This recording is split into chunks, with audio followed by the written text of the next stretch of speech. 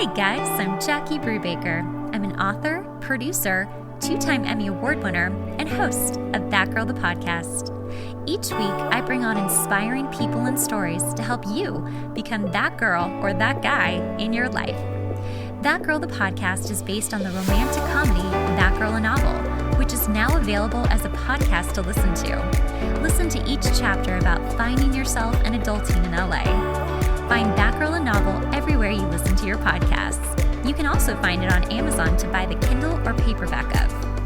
For more, find us at thatgirlthepodcast.com and follow us on Instagram at thatgirlthepodcast and our Patreon page. Welcome, Ryan Montis. He is a hypnotherapist and a very cool guy. Welcome to That Girl the Podcast. Thank you very much, Jackie. Very happy to be here. And thank you for inviting me to be on your podcast. Thank you for coming. I like people to describe what they do and who they are, because I feel like you always do a better job than I can. So if you could just give a brief introduction of who you are. Yeah, absolutely. Thank you. So basically, what I do is I teach empowerment, and I teach others to first empower themselves and then to go out and empower others. And the tools that I give them include tools to access the power and the resources, the vast resources of the unconscious mind. Primarily hypnotherapy, a modality called NLP, which stands for Neuro-Linguistic Programming, and then another modality called TLT, which stands for Timeline Therapy Techniques. So with these tools, I give people the power to access their own unconscious mind, clean up the pain of the past, install new and better beliefs, attitudes, and values that are much more in alignment with whatever their goals happen to be in life. And then once they've got all that, I teach them how to use those tools to go out and do it for other people. So mainly my business is running training courses to hand these tools and experiences to people who want them. So then are you working more with clients who are starting hypnotherapy more so than teaching, or is it equal? I do more teaching than I do one-to-one client work. So my focus is mainly teaching new coaches, new hypnotherapists, and getting them certified so that they can use these skills. I do work one-to-one with clients occasionally. It's by request and by application only because my focus is on the training. But in terms of the types of clients that I've worked with, it's been quite broad. When I was focusing on one-to-one work, I was what you might call a generalist.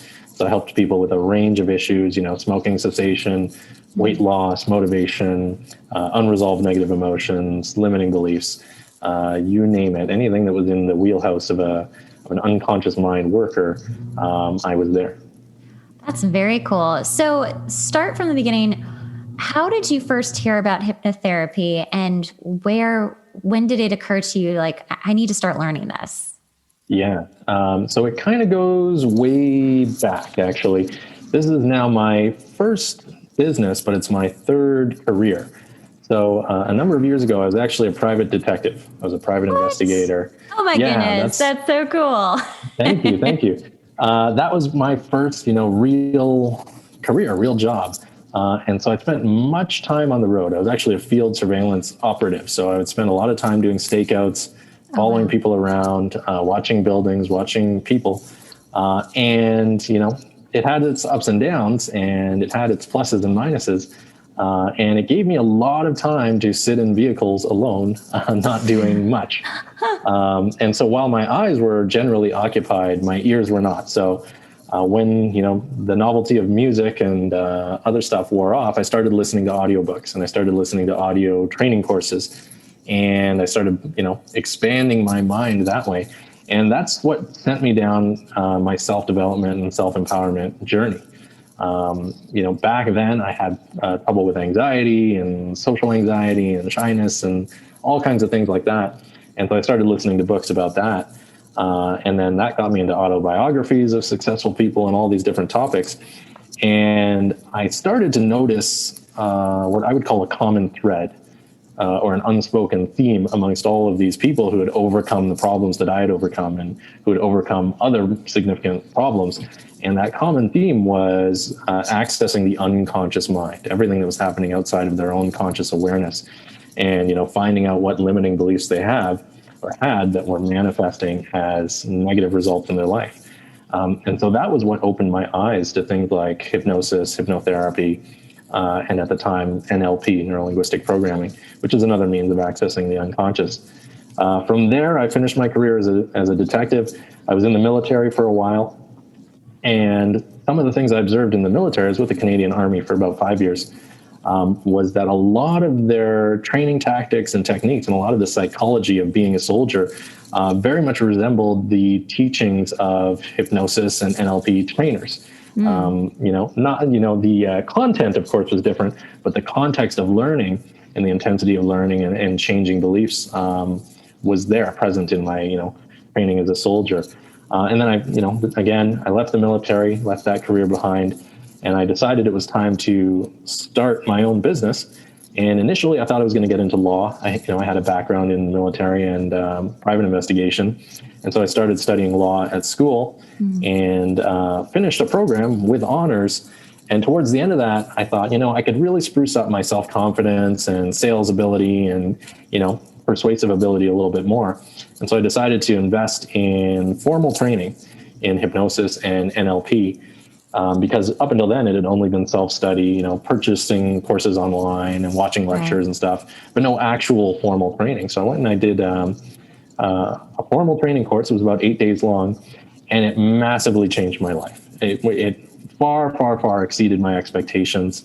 I was able to release so much pain in the past and limiting beliefs and learn about myself. And, I came out of it a different person and a better person. And having had that shift, it was so monumental for me. I decided at that moment that I was actually not going to focus exclusively on law. I was going to start a business in teaching what I had learned, hypnosis, neuro-linguistic programming, and another modality called timeline therapy techniques. And that's what led me to where I am now, where this is my full-time business. Yeah. And how long have you had this business? I started in January 2020, just a few weeks before everything went kind of haywire where I live. Yeah, I ran a couple of courses in January, and then I ran one course in February, and then I went out for a conference, coaching conference in Los Angeles. And as I was getting, exactly, right. Just when I was getting back is when, everything was starting to shut down. And so prior to that point, I had been running in-person training, live in-person training, in conference rooms, at hotels, that whole thing. Yeah. And so I needed to pivot. So amidst the pandemic, I pivoted everything online. And now it worked out well for me, I'm happy to say. I know a lot of people had a hard time last year and are continuing to, but I was able to thrive by just pivoting everything online and running my courses online, seeing my clients online. So it did work out well for me. What did you feel like when the pandemic started to really hit and you've just started a brand new career and you've literally been doing it for just a few months? What was going through your mind?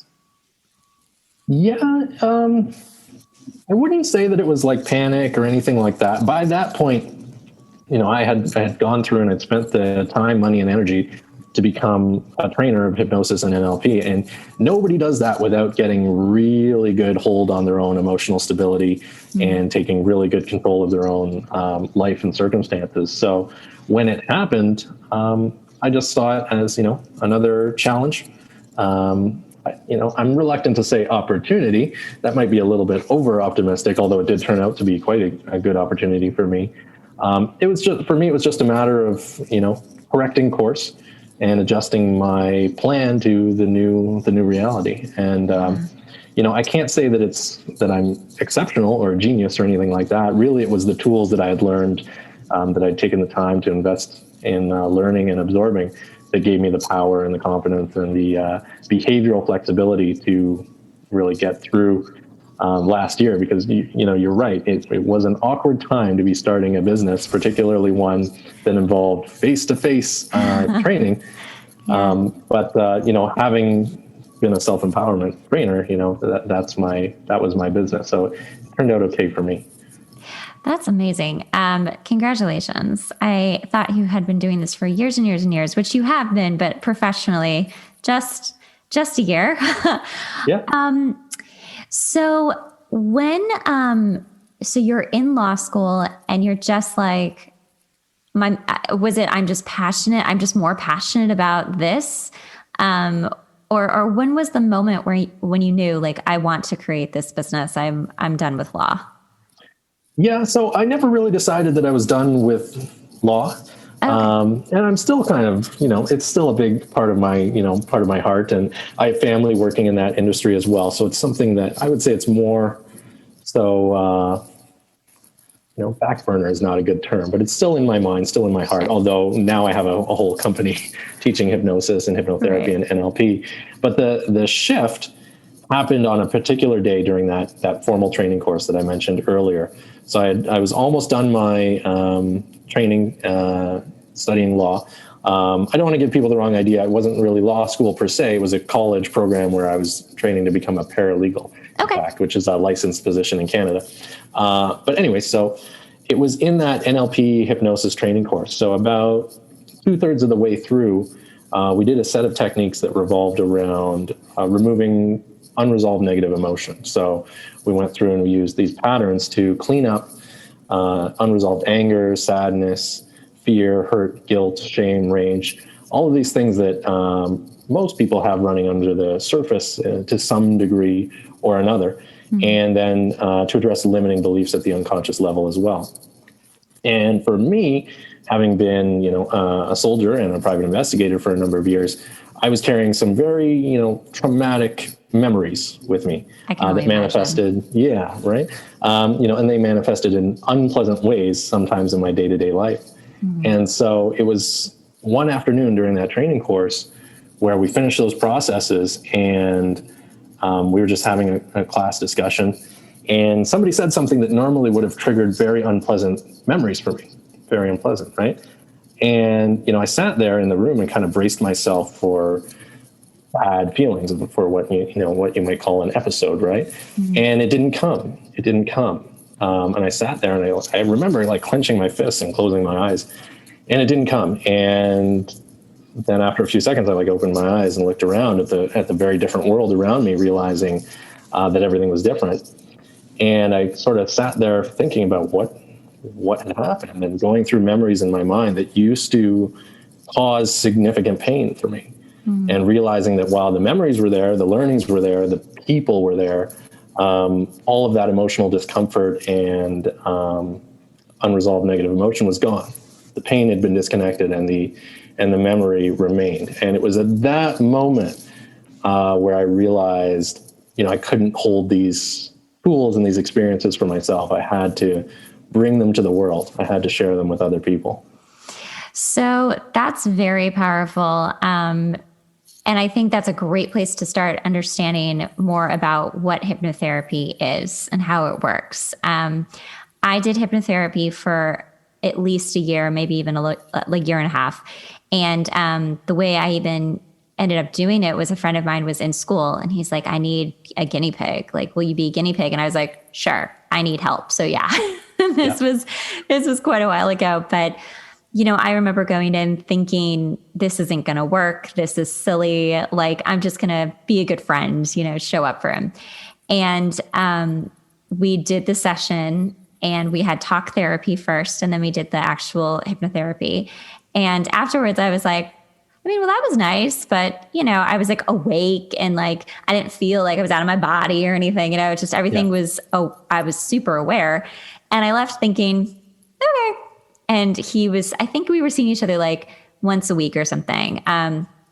So then I kept seeing him and to this day, I still do not remember what we worked on in our first session. That's how powerful it was. My brain was like, oh, let's make new neural pathways right now. And it was just done. And I was like, oh my God, this is really working. And also the one thing that I love too is that it wasn't very hard. It's such an amazing way to get in touch with yourself. But when you think that you are done, you're like, I have fixed it all. I have gotten all the stuff figured out. It's like an onion and you just keep finding more that you're like, oh, wait, that needs to be polished and that needs to be fixed. And it's just a beautiful experience. I have told so many people to do hypnotherapy when they are really, and it's not even struggling with like an addiction or something. I was just struggling with life. It was just life stuff. And I'm actually not a very addictive person at all. So I'm not at all that person. But yeah, I really needed like therapy. And man, it was just some of the best therapy I've ever received to this day. So let's talk about why hypnotherapy, how it works and why it works. Yeah. So how it works is that, hypnosis, which is used in hypnotherapy, is the bridge to the unconscious mind. It gives us access to the unconscious mind. And, to understand how hypnotherapy works, it is helpful to understand what is the unconscious mind, because that may be new information for a lot of people. And so, I think most people have heard that we have an unconscious and a conscious mind, or some people might call it a subconscious and an unconscious mind. And for intents and purposes, they're pretty much the same, the unconscious and the subconscious. However, the easiest way I can explain what is the unconscious is just to say that it's everything that's outside of your conscious awareness. So anything that's in your conscious awareness, either you or the listeners, at any given moment is in your conscious mind, and everything else is in your unconscious. So that would include all memory, all beliefs, all values, the emotions that you feel, all of your experiences, all of your patterns of behavior, whether they're limiting or empowering. Everything that makes a person who they are truly originates deep in their unconscious mind. Okay. And so the easiest way and the quickest way to make change is to access the unconscious mind.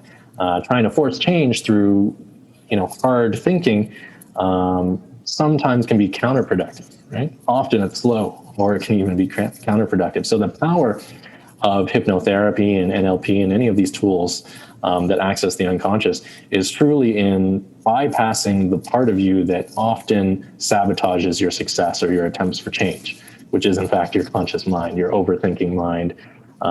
Some people might call it the monkey mind. There's different ways to describe it. And in between your conscious mind and your unconscious mind is a barrier called the critical faculty, which 99% of the time protects us, right? Mm-hmm. It's what allows us to defend ourselves against things like lies or misinformation, or, just from absorbing any new belief that, parades in front of us. But sometimes it can work to our detriment, where we want to make a change at the unconscious, where we want to change one of our beliefs or our patterns or, habits or something. But this critical faculty, which is designed to protect you, can stop that. And so it's with hypnotherapy or NLP that we can bypass that critical faculty and access what's going on in the unconscious mind, find out what's going on if we need to find out, make changes that are meaningful, rapid, and long-lasting.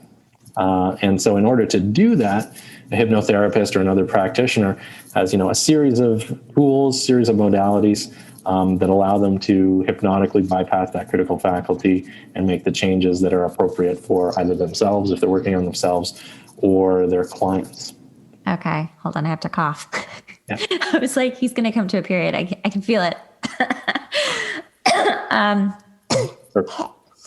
What's funny about coughing is that when I was in hypnotherapy, as I would get deeper into going into it, my body would absolutely resist. I would cough. I would get the tickle that I have right now. I swear it's because we're talking about it. I would get this tickle out of nowhere because your body's like, no.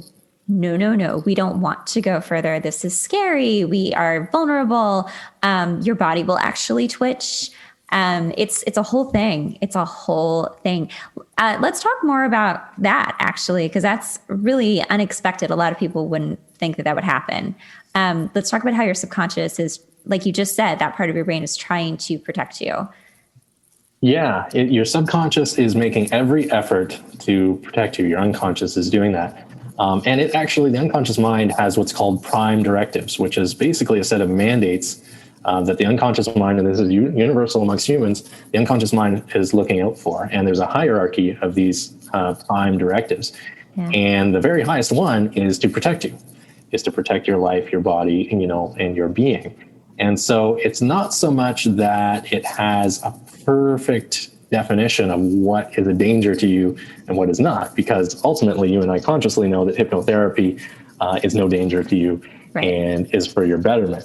But your unconscious mind is sort of trained to be reluctant towards things that are unfamiliar, right? Unfamiliar territory, right? Which I suspect, as you pointed out, is what was going on with your experience. The unconscious mind can't just come out with sentences and say, "Hey, I don't like this hypnotherapy, let's stop."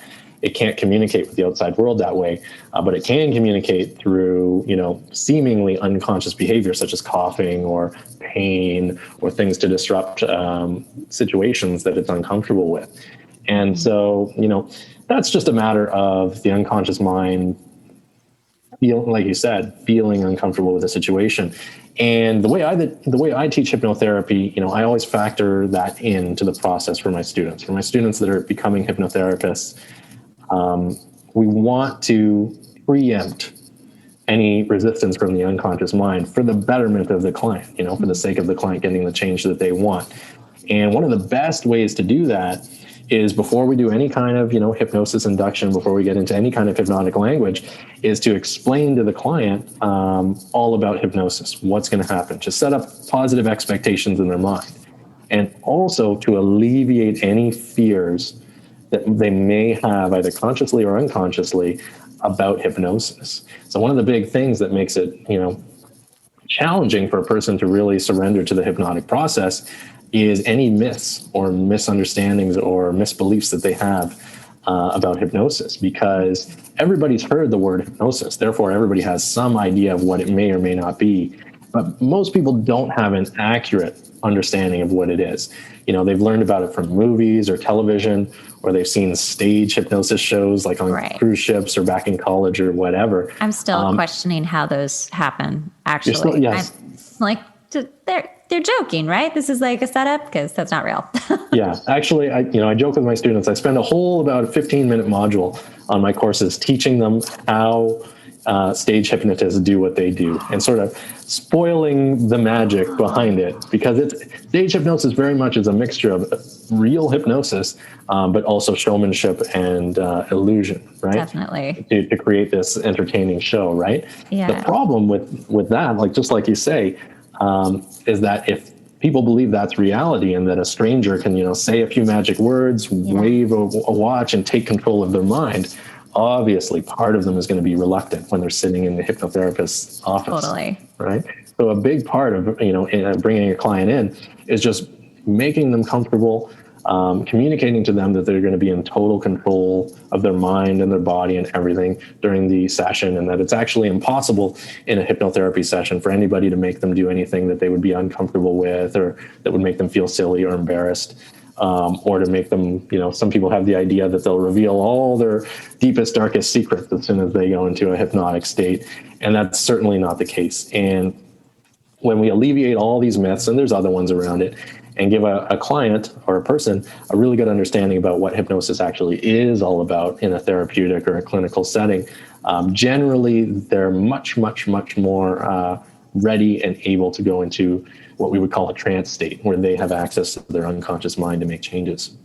So walk our listeners through what a session would sort of look like from start to finish, so that they have an idea, if they're interested in this, what they can expect. Yeah, that's an excellent question. And, I'll start off by saying it's going to be totally different depending on who you see. Okay. There are many, many different schools of hypnotherapy, many different hypnotists and hypnotherapists and NLP practitioners out there. So I'll give you, a general idea of what a session might be like. But if there's anybody out there, who's listening and has done hypnotherapy and they're saying, well, my session was completely different, I would say, good. Yes, I agree. It probably was completely different, because there's many different styles. But one of the fundamental ways that we can run a hypnotherapy session is, first of all, like I said, the first thing would be building rapport with the client. So you go to see a hypnotherapist. You want to have some connection. Before you even get into talking about hypnosis, the client should feel comfortable. They should know, like, and trust the person that they're sitting across from, whether it's via Zoom or in person in session. That's probably one of the most important things, is building rapport between the client and the hypnotist, right? The next step up would be, as I mentioned, demystifying hypnosis, removing all the fear, all the misconception, all the nonsense, and all the unrealistic or scary expectations that they might have about the process. Because even though a person, has sought out hypnosis and has maybe invested money and has invested time, they still may have some, limiting beliefs around what it is or some fears. So the first step there, after establishing rapport and comfort, is to remove those fears and misconceptions. The next step would be to give the client a good understanding of what to actually expect. What is actually going to happen during the session, right? And that just goes to, again, build rapport and comfort. And it actually makes the hypnotic process work better if the client has some understanding of what's going to happen, why hypnosis works, why it's effective, because that information goes into the unconscious mind. And then when we have, when we have both the conscious mind and the unconscious mind on board for the session, everything's going to go smoothly. Everything's going to be enjoyable. You won't get those coughs or pains of discomfort during the session. So that's the next part. After that, if it were me running the session, I would probably do a good conscious talk with the client about what precisely are their goals for the session. Why are they here? And it goes a little bit deeper than that. It's clients has their eyes open at this point. They're totally conscious at this point, but we're asking questions that's going to elicit some of the deeper thought processes, right? The client may come in saying, that they want one thing, they have one presenting problem, so to speak, but it may be indicative of a deeper root problem, or it may be indicative of another desire, which is either inside or outside of their awareness. But this is the information gathering section of the session, where the hypnotist, the hypnotherapist, is getting all the information they need to give the client exactly what they want when it's time for change work, to give them to help guide them to the place where they can reach exactly the result that they do want. And when you say guide them, are you talking while they're in trance, guide them, or sort of objective? How do you mean that? Both. Mainly while they're in trance. Mainly this is gathering information to use while they're in trance, and we have access together with the unconscious mind to make the changes they want. But a lot of the hypnotic process happens when the client is not in trance. There's so much value in the conversation that occurs at the beginning and end of the session, at the sort of the rapport building and ratification portions of the session, as I would describe them. And so, I tell my students that the hypnosis doesn't begin when, the client is being guided into trance. The hypnosis begins the moment the client finds your website, or the moment the client hears that, hypnosis might help them, or the moment the client books an appointment, because that's the moment that the wheels start turning at the unconscious level for the client. That's the moment that they start imagining, what is life going to be like after this process is complete and successful. And as soon as a person imagines that, they've already entered into an act of self-hypnosis. They're already starting to program their unconscious mind. Now we're going to accelerate that, and really boost it up during the session. But really the hypnosis is all of this combined to create the hypnotic change. But to answer your question, it's eliciting information mainly to use during the trance stage of the session. And sorry, go on. No, sorry, please go ahead. Well, because I know so many people are probably going to be like, all right, I really need to know more about this trance situation. What is that? Do you, am I just explain how that works? Because I know there's a lot of mystery with that. And for you and I, there's no mystery whatsoever. But for someone listening, I think they're like, okay, cool. This sounds great. But then what then happens when I'm sort of awake, sort of not awake? Yes. Excellent question. That, and that, I think you're right. I think that's what the listeners really want to hear about. So after the information gathering phase, it's almost time to go to guide the client into trance. And, again, just like it's important to understand the difference between the conscious and the unconscious, it might be good for people to understand what is trance, right? What is a trance? When are we in trance?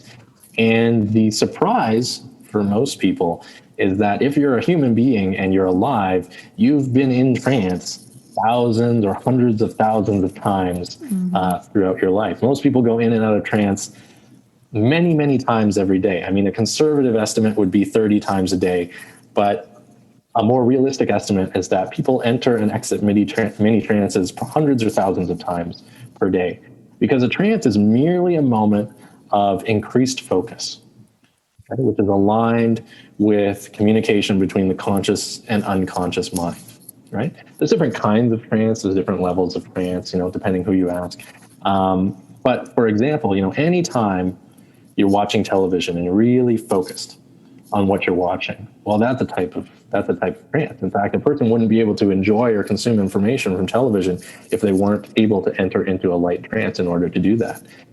Anytime you're doing behavior without really thinking about it, what you might call unconscious behavior, such as driving, that's a form of trance. There's this phenomenon called highway hypnosis, where that's me. That's you, right? You drive the same route often enough. Yep. Eventually, you only remember the part where you left your house and you got to the destination. Everything in between was like your mind was somewhere else completely. And that's because your conscious mind was free to wander off and think about the news, think about, the agenda for the day, because the unconscious mind was running the show, right? So the big revelation is that people go into trance and don't even realize that, they're in trance. And so part of the hypnotic process with a hypnotherapist is, giving people realistic expectations about what it's going to feel like. Otherwise, we have this risk if people go through the whole process and come out and say, well, I heard everything you said. Yeah. I don't know if I was really in trance. And the secret is you're going to hear everything. A person who's in trance is going to hear everything. In fact, they're going to have greater focus, greater attention on what's going on. So at its very basic level, we tell people, don't expect to feel hypnotized. Just expect to feel relaxed. Just expect to feel relaxed. And with my clients in office or on session, I might just have them close their eyes and sit quietly for a second or two, and then just say, see, that's pretty much all it's going to feel like. Changes will occur. We will access the unconscious mind, but there's no sensation of blacking out or massive amnesia or any of these things that some people might come into the session expecting. Absolutely. It is really just that simple. I think you did such a good job of describing that. And I think that's a very easy way for people to really get it too. Because when you are on autopilot, whether you're driving or watching TV or even talking to someone, you can go on autopilot then too. Yeah. It's really there. You're still there. You're just a little more loose. You're a little more relaxed. And that is really it. In my, coaching, I talk a lot about, visualizing and your energy and really just like feeling the feelings of what you want and where you want to be. Very much just the law of attraction, really. Yeah. And it's so powerful, and it can sound like such hooey to some people, but it is so powerful that you find yourself in these trances all day long because you are constantly using these practices of visualizing what you want, literally feeling it, and then releasing it and doing it all the time. And that's, a vibration that attracts like vibrations.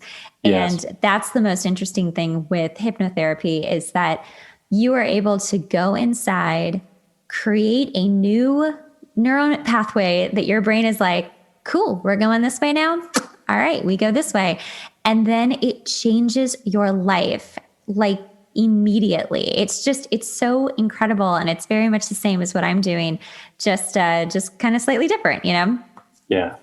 Yeah, I agree. Hypnosis happens all the time. All the time, people are using hypnosis, even with intent, and just calling it by other names, right? Yeah. As you say, sometimes I mention the law of attraction during my classes, even though my classes are very much, based in science. Everything that I teach is based in science. And the history of hypnotherapy is rich and goes back many hundreds of years. And it's actually been medical doctors and doctors who have been the ones who have, caused the proliferation of hypnosis and hypnotherapy. I think a lot of people don't realize that. They tend to believe it's this like woo-woo thing or this spiritual thing. And it can be if you want it to be, Sure. or it can be this very much grounded in science thing. And like you say, it's similar to the law of attraction in that it's programming your mind. The law of attraction, you might say, is based around self-hypnosis. Or if you might ask somebody else who might say, well, maybe it's self-hypnosis that is based on the law of attraction. and I would say first. Yeah, and I would say it doesn't matter as long as the client's getting results. Absolutely. For yourself personally, where do you find yourself using hypnosis the most now? I'm sure it's changed so much since you began and where you are now, but what areas do you find that you're really using more of it these days? Like for myself personally, for me, something magical has happened actually, and it's that it's just become automatic. I tell my students that having hypnosis and being in hypnosis and being in trance is sort of like exercise for the mind, sort of like good, fun exercise for the mind. And it does this magnificent thing where you create conscious, unconscious rapport. You create conscious, unconscious rapport. You build, which is very much a muscle. The more you use it, the more you build it. And, for me, I'm in this very lucky position where I'm constantly talking about hypnosis, constantly going in and out of trance with intent, teaching about hypnosis, doing hypnosis. And it's created, I'm happy and grateful to say, fairly strong unconscious, conscious rapport for me, to the point that I can, make the changes without formal hypnosis anymore. Right? So even recently, I just basically decided that I would stop drinking caffeine. And I decided, thank you. Personal choice, not a popular decision for a lot of people, but basically it was an instantaneous act of self-hypnosis where I made the decision. I decided I wouldn't have any withdrawal symptoms personally, and I decided I would be happy about it. I decided I would not feel as if I was being deprived, and I would only reap the benefits of being free of the dependency on caffeine that I previously had. And I don't think I would have been able to do that so easily and so pleasurably, several years ago before I reached the level that I am at now. So that's a fun example. That's awesome. And I think that's a great example because it really just goes to show you that it is always mind over matter. You're telling your body what you'd like it to do and what to expect. And if your brain is like, okay, I'm going to have all these withdrawal symptoms. This is going to be really hard. I don't even know if I'm going to make it. Most likely that's exactly what's going to happen to you. I would say you're putting it out to the universe. That's already going to happen to you. You're saying, you're declaring it, but it's true. It is your brain. Just your conscious is telling your subconscious that's what's happening. But instead, you have been working this muscle and it has been getting so much stronger. And that's the great thing about this is that you can just be like, yeah, no, I'm just going to stop. And with change, I do believe this is absolutely true. If you really want to change something, it is not something that has to take a long time. It's truly a decision. And when that fire is there, I talk about this a lot, when that fire is there to change something, you do it. You do not think twice. But when the fire's not really there, that's when you kind of wane on it. You're like, I'll get there. I'm working on it, But with hypnosis, it's so much faster. It's just an instant kind of thing when you've been working on it and your brain is like, yep, we know how to do this. So that's super cool. I love that. Yeah. And, I fully agree. There's nothing more painful than, sitting on the fence when it comes to making a change in your life. It's much better to hop down to one side or the other and then just deal with the consequences or adjust course as you move along. So I really agree with you there, Jackie. And it is a matter of, your view of the world, your perception of the world. Expectations have a way of becoming reality. The self-fulfilling prophecy is not a myth. It's very much real and scientifically documented, right? Mm-hmm. I love the caffeine withdrawal examples because, as somebody that works in this industry, I go and I read people's accounts of, what it's like for them to quit things like caffeine or quit things like nicotine or whatever, and the experiences that they go through. And to me, just my perception, it seems obvious that they go into these situations expecting to feel deprived, and that feeling of deprivation can manifest in what people assume are withdrawal physical symptoms when they may not otherwise have existed had they had a different mindset, right? And I know this because I've experienced it personally. Right, exactly. Enjoy not drinking caffeine anymore. How many days has it been? It's been since November 10th last year. So wow. That's pretty much it for me. It's a permanent change at this point. And you just don't feel anything. Do you feel like apathetic towards caffeine now? Yeah, I'm indifferent. Actually, when I decided to not need it anymore, I have one of those Tassimo machines at my house, those pod coffee machines. And I've got, it's next to my desk in my home office. And I've got like 2 full packages of coffee, like it's there with a clean mug sitting in it. And I look at it every day, and there's no temptation, there's no regret, there's no like, there's not even like the awareness of like, oh, I shouldn't let this coffee go to waste, like nothing like that, And although logically I know that I'll give it to somebody who wants it, but no, it's just been from the moment I made the shift, I felt great. And, on speaking specifically to caffeine, I sleep better than I have in years. I wake up early feeling great. There's so many, I'm not here to preach about the dangers of caffeine. It's actually kind of a taboo topic. However, I think there's a lot of benefits to be explored in that area. Well, thank you so much for coming on and talking more about hypnotherapy and what it's really like, because it is such an amazing tool, and I hope more people will jump on it and contact you. So how can people find you? So the best way to find me these days is through Instagram at Ryan Montis NLP. Perhaps you'd like to put a link in your Instagram so people can find it more easily. Yeah. And my website, which will just direct you back to Instagram, is www.ryanmontis.com. Perfect. Yes. Everything will be in the links below. You'll be all tagged. There's no way you can't find Ryan. All right. Well, thank you so much. Thanks so much for listening to the podcast. Remember, sharing is caring. Make sure to rate the podcast and leave a review. We really rely on this to help get the podcast out there. Also, make sure to watch the video version on YouTube and follow us on Instagram at That Girl the Podcast.